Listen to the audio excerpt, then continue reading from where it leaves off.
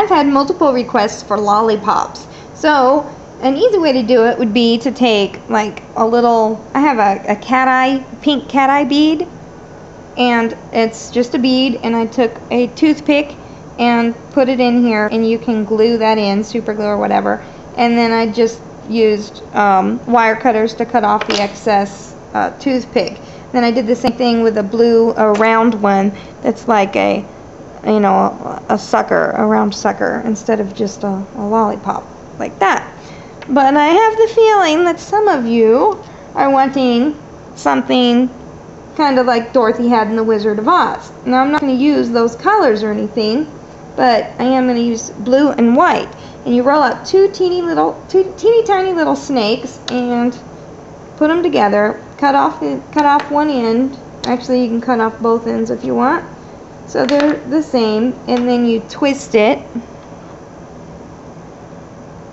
just like that, and kind of press the ends together so that way it doesn't unroll. And then you're going to roll it.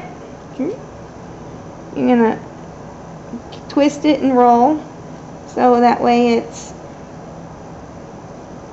it'll stay together. Kind of go along it and look at it so it looks like you want it. Cut off the ends if you can't get the ends to look good enough, and then you start on one side and you begin to roll it on itself. I'm just rolling it up. I know it's hard to see. I'm sorry.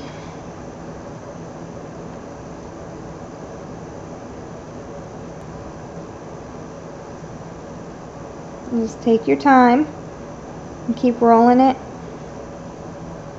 on the outside.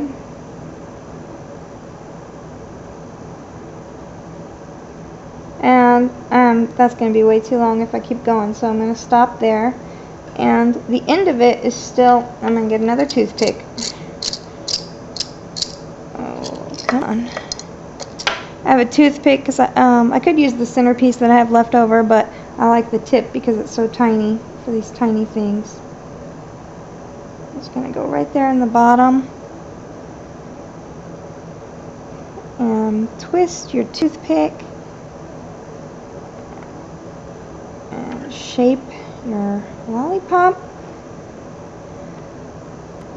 See, there's the back, there's the front.